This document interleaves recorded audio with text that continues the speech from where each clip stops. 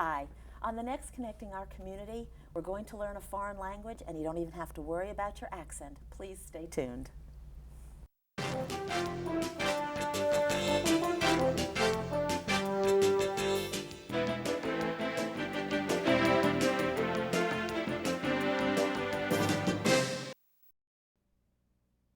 Hi, I'm Pat Shoemaker, and welcome to Connecting Our Community. Tonight we have as our guest the Reverend Dr. Raymont Anderson. He is with the Center for Living the Sacred, Phoenix Fellowship and Institute, a metaphysical ministry and a holistic training and life development center. And I've been told that you will allow me to call you Ray, as opposed to the whole name with all of your titles. But I introduced you as a reverend and a doctor. You're not a medical doctor, so I want to make that clear. We'll be talking this evening about something that affects so many people, elderly as I am, and other people as well, and that's hearing loss and deafness. So, you know, you're not a medical doctor, so we'll be talking about communication tonight. So tell me, you have a fascinating history. Your life is incredible. If you could just tell us a little bit about your early years, if you wouldn't mind. Well, where would I even begin? So I grew up in Pittsburgh, Pennsylvania. I'm the youngest of 6 children, and I grew up in what we nowadays would call an abusive household. Many years later, after going through therapy, I learned that what I really grew up in was considered a terroristic-like home, because I was afraid of everything and everyone related to the house. So I grew up hating myself, hating life, hating pretty much everything. But there were a few glimmers of things that kept me inspired, kept me motivated. Comic books, drawing and painting, eventually American Sign Language, etc. And after many years, I learned that I have a lot more control, power, strength, and ability than I thought when I was a child. And are you deaf or hard of hearing? No, I'm hearing. Okay, and any of your relatives, close relatives, far? So nobody in your family, nobody in your household is deaf or hard of hearing. You didn't grow up around anyone deaf or hard of hearing. So how did you get involved? What made you turn to this teaching? So I don't know if your viewers remember Sesame Street. There was a deaf woman on Sesame Street named Linda Bove. And growing up watching Sesame Street, you know, you get to see French and you get to see Spanish, and I'm good with that. But everybody seemed to know what they were doing, except for Linda and Bob. They were the only two that had this secret language. So I developed a crush on Linda, and I wanted to meet her at some point. You know, I had important things to ask her. So I've seen Oscar the Grouch from here up. Does he have legs? I wanted to know.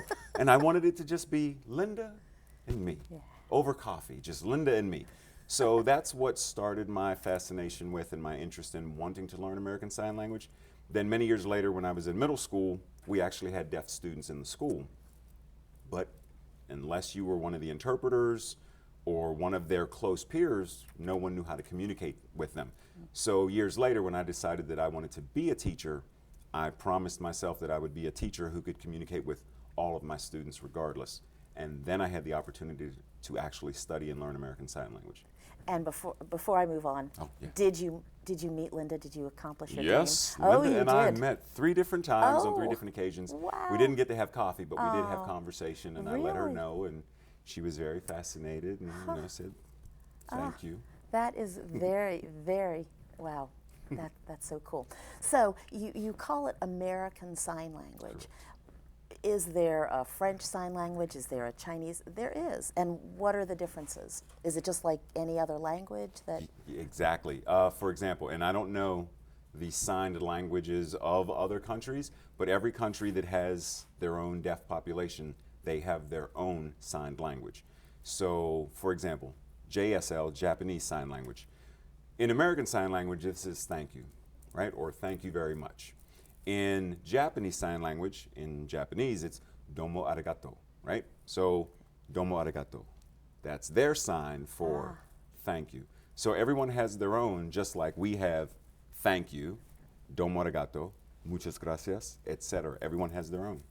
And if you travel to another country, and I don't know if you have you ever traveled to, yeah, oh, I'm sorry. But have you interacted with other people who are interpreters for other language? You know what I mean, the Yes. other sign languages from other languages? And are you able to communicate with each other? Is there anything that's in common, or is everything just totally different? Okay, so I haven't met or worked with interpreters in the other countries, but I know several interpreters here in the DC metro area who are multilingual interpreters. So I know people who speak English, speak Spanish, speak French, American Sign Language, French, Spanish. So they're like multilingual. In terms of communicating in the different signed languages, it's a challenge because they're different languages. Just like if someone who spoke Japanese walked in and sat down with us and just started off with, "Oh, konnichiwa, o genki desu ka?" Yeah. Unless you're familiar with it, I don't know how long it would take to find, that common ground. But an interesting thing that I discovered years ago from one of my teachers, her husband was friends with a gentleman from Russia who knew no American Sign Language, knew no English, and when they met, that was the situation. But because American Sign Language, Russian Sign Language, etc., is a visual gestural language, it accesses that part of the brain that's visual, gestural. So, and because communication is the key, deaf people have access to communication in a way that we don't. We have barriers and limitations because our language is linear. Their language is three-dimensional, based on concepts. So as long as I get you to know the concept, you don't have to know specifically the sign. So for example, if I may give an example. Yeah, please. The actual sign, and you tell me what you think I'm saying. Drinking. Okay. Milking a cow. Okay. Oh, you're drinking milk. Ha. Oh, to feed a baby. Ah. So you didn't need to know the sign for Right. cup or drink or milk or baby, etc., because the concept of it's very iconographic. They're pictures to a certain degree. Yeah. Now, there are certain signs that you're not going to get because you may not know the concept. Mother. So, but to know how it traces back, then you say, okay, now I understand the concept. So it's, in terms of communication, American Sign Language or other sign languages, that barrier comes down. So it's a lot easier to communicate with other people that way. Yeah. And within American Sign Language, there are northern accents, southern accents, California accents, which is another whole country. Do you find that that's a challenge as well within the United States to have one language, so to put it? Or isn't that the case either? I mean, it's no more challenging than suppose someone said, by any chance, do you have a soda machine? Someone else says, where can I get a pop around here? Soda versus pop. We know and understand, and if we don't, when you say pop, what do you mean? Well, like a Coca-Cola, a Pepsi. Oh, you call it pop, we call it soda. It's the exact same thing. So if two deaf people are talking about football, someone may do football or football or football. But because you understand the concept, I may not know the sign, but I understand the concept. I understand the parentheses around what you're talking about. And if I'm not sure what that is, I simply ask, this sign, what does that mean? And then you say, football. Got it, so this is your sign for it. So based upon region, certain accents, etc., it's not necessarily a problem, except for people who are learning American Sign Language and maybe people who haven't come across that particular style. But you simply ask. I always tell people, never be a bobblehead and just, always ask. For clarification, always ask. Yeah. And it really is a foreign language to people who are hearing, because as you say, we're so used to linear, we say the word and this is what it means. It might have other meanings perhaps, but we know, but it really is a foreign language that you have to learn not only the words but the whole concept Yep. of it. How long did it take you to learn to get to be what you consider proficient? I'm still practicing. I would say once I really understood that American Sign Language has its own grammar. Many people try to put English grammar or spoken English grammar, written English grammar onto American Sign Language. And because they do that, they do what it's commonly called signing English or signing exact English. It's really, you're transliterating, but they're signing an English word order versus what the deaf community tends to do is they have their own grammar, their own syntax, their own structure. That's why it's its own language. Years ago, people thought, oh, they're just gesturing English, and then they found out a gentleman by the name of Dr. William Stokey at Gallaudet, an English professor who studied and watched how the deaf people on campus were signing. He's actually the one that noticed and said, wait a minute, this isn't English. They're not just gesturing. This is actually a language. And many of the professors and faculty and stuff there, they disagreed with him. They said, no, it's not. You don't know what you're talking about. And he said, okay. And he set out this monumental task of quantifying and identifying. You do this just like we do in English. There are morphemes and phonemes, et cetera, in this language as well. And then they said, wow, we're actually doing another language. And from that point forward, you know. Yeah. And we're going to stop you right there, but there's so much more to talk about and to learn about. So please stay with us through the break and we'll be right back. Thank you so much.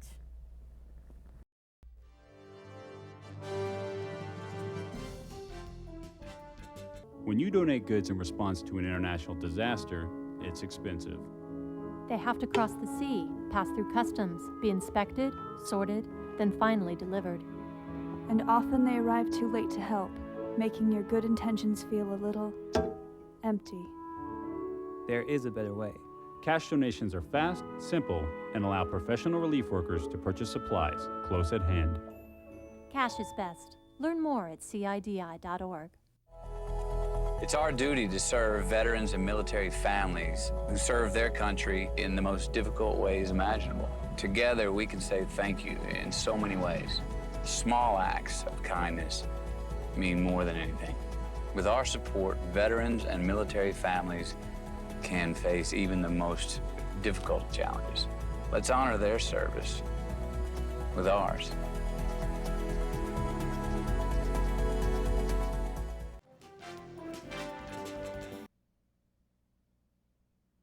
Hi, and welcome back to Connecting Our Community. We're speaking with the Reverend Dr. Ray Anderson, and we're talking about working within and working without the hearing impaired and deaf communities.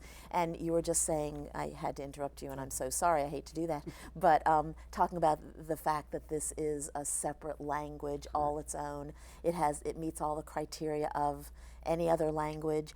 Did it have to be something that you said the professor at Gallaudet noticed that there were some of the rules of a regular language, but was there something like an association or a group that said, okay, this is a language and this will be adopted by all deaf people across, so somebody just said, this is what we're going to do and you have to do it? I mean, how did that happen? Okay, so let's rewind way back, long before there was a Gallaudet University, and I mean way back. So there's a young lady named Alice who happens to be deaf. Her father wanted Alice to be educated the way other hearing children were being educated, and there were no schools or anything for deaf children. Deaf children were to be put away somewhere. I mean, if you remember the Helen Keller story, right. Put her away somewhere. We don't acknowledge them. That's what we tended to do with any disability. And her father hired a gentleman by the name of Gallaudet to find my child some education. So he did some research and he found out there was a school in England. He went to England. They said, oh, no. If you really want to know how we did this, you need to go to France because that's where we learned. So he goes to France. He finds out there's an entire school and he convinces a gentleman who actually became the first deaf teacher in America, a gentleman by the name of Laurent Clerc, from the School for the Deaf there, to come back to America with him. So Claire comes back, they start the Hartford School for the Deaf, and then many years later, President Lincoln signed it into charter and it became Gallaudet University. But people back then just signed. So if you were out west, you did your own sign language. It's called home signing. If I was up north, I did my own signing. But as education became formalized, then people were signing standard. So if you had, I'm going to make this up, this isn't the sign for mother, but maybe my sign for mother may have been this, because wherever I lived. And then we go to school and we find out the standard sign for mother is going to be this. And then more people learned and taught their children. More people learned, and then it became a standard language across the country. Yeah. So it just fascinates me that there were people back 100 years ago, 150 years ago, whatever, who just started to use their hands to communicate. Do you have any idea how that, who came up with that concept even? But we do it. You're doing it right now. So by nature, there are certain things that we do. Humans innately we're communal people. Communal communication. Part of that is how we connect. In order for me to emphasize certain things, there's a part of my mind that tells my hand, if you're emphasizing something, this now becomes a universal sign for emphasis or something. So we already do it. We communicate with our hands. When you take away the ability to use this to communicate, your brain says, your mind says, I need you to know what I'm talking about. So I'm going to get your attention. I'm going to do something to get you to know that I want to drink that. Then when I see, oh, she actually gave it to me, I'm going to repeat it. It's been reinforced. Right. So just by the desire to communicate, you find a way.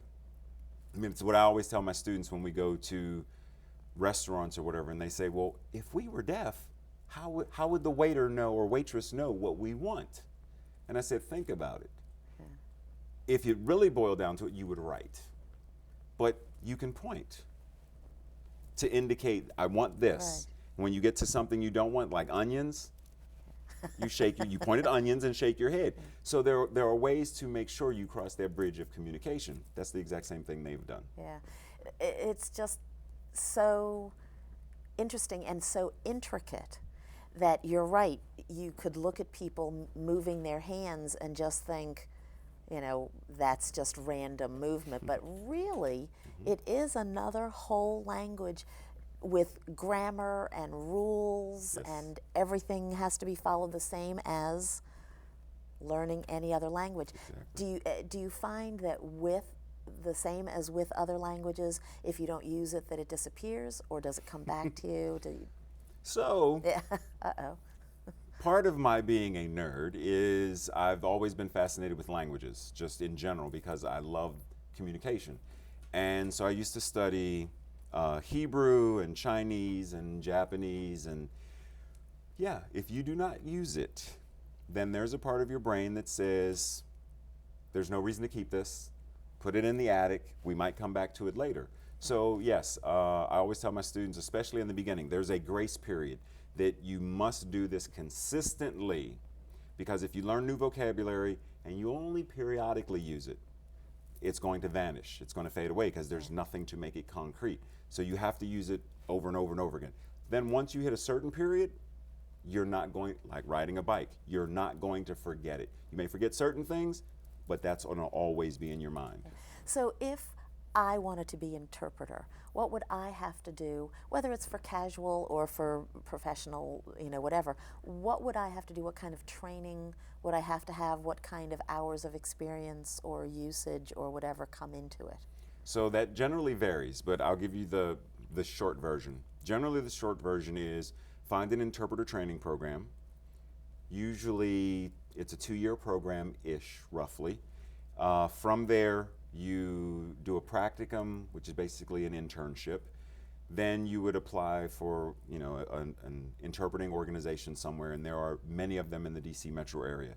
Many. I always tell people there is such a shortage of interpreters that on any given day, there may be 200, 300 deaf people that are not getting served. Wow. Because there aren't really enough interpreters to be everywhere that they are needed. Yeah. So once you get in, you continue to sign, you continue to work within the deaf community just on a social basis, because a lot of people now, there's an entire generation of interpreters that seem to be coming in with what the deaf community refer to as they don't have a deaf heart.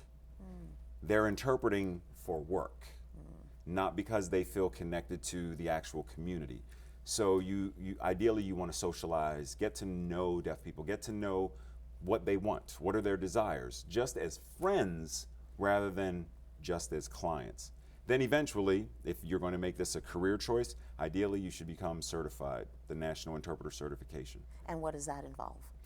A test. Oh. Yeah. Much like anything else, you know, you go and there are generally two parts. There's a written part to make sure you know things like the Code of Ethics, the history of ADA, for example. That's the Americans with Disabilities Act. Correct, and 25th anniversary. Yeah. Yeah. So knowing that, so it's the written part, the history of, and then the actual performance part. So how do you sign? Do you sign well enough? And your receptive signing. So watching someone sign and then voicing or speaking what they're saying, and then they evaluate and assess all of that, and then they determine your qualification. So are there age groups differences when somebody, do you find that certain ages accept interpreters more than others? In other words, do younger people tend to say, no, I don't need an interpreter, I'll do it myself, or older people?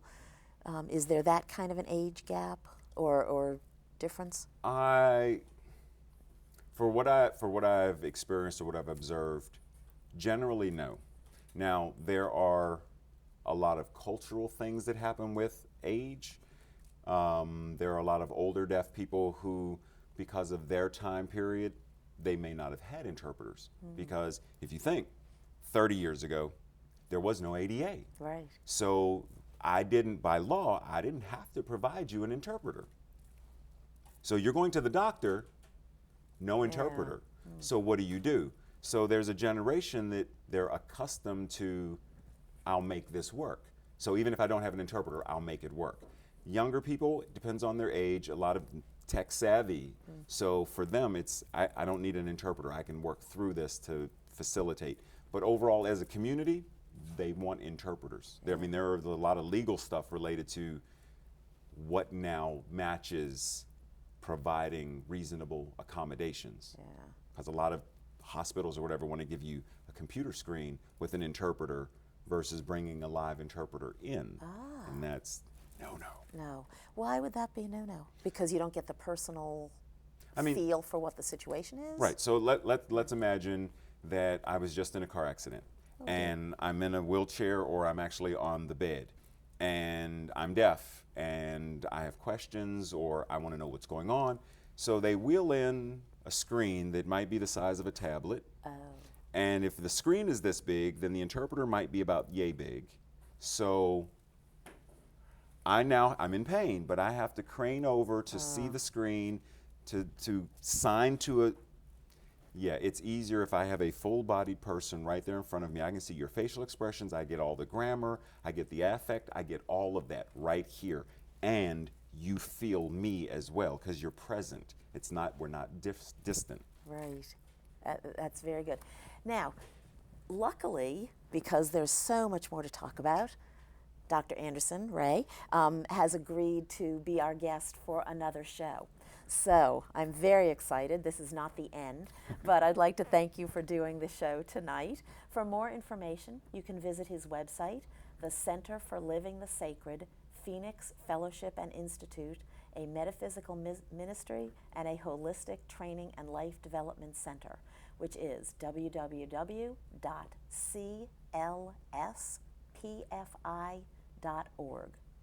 And of course, you can visit the Connecting Our Community blog on the mymcmedia.org website.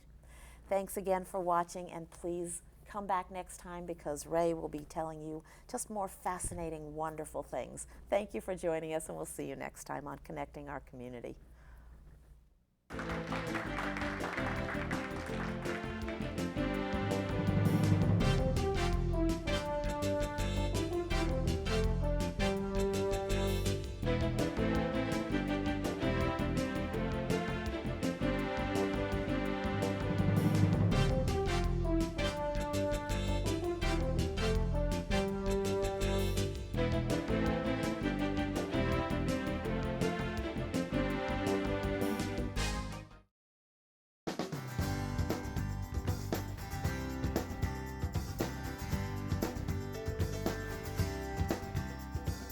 I'm Henry Rich Fales, a resident of Montgomery County.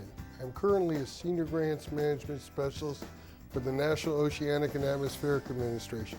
I'm also an Army veteran. I got my GED, joined the Army, went on to college and grad school. I was a military police investigator instructor and nuclear, biological, and chemical defense sergeant.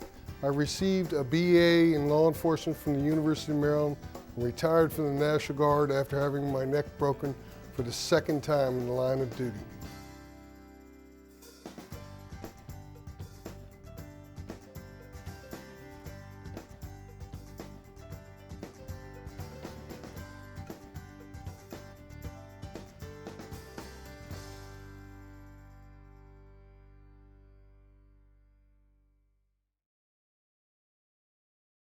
This is Kathy Stanhope with your Pet of the Week at the Montgomery County Animal Services and Adoption Center off of Muncaster Mill Road. And I want to tell you that we are absolutely desperate for foster homes. Fostering is a wonderful situation if you like animals and you don't have a situation where you're living now that you can have one full time. Summer's coming, maybe you're going to be away. The foster situation usually lasts anywhere from 2 weeks to about 4 months. The supplies are given to you. The vet bills are taken care of for you. If you're not in the financial situation of having your own pet and you would like to have something to cuddle with or to love and to take care of, fostering is a wonderful situation. So please call us at 240-773-5900 or visit us on the web at Montgomery County Animal Services and Adoption Center.gov and learn more about our fostering program. The animals really need you.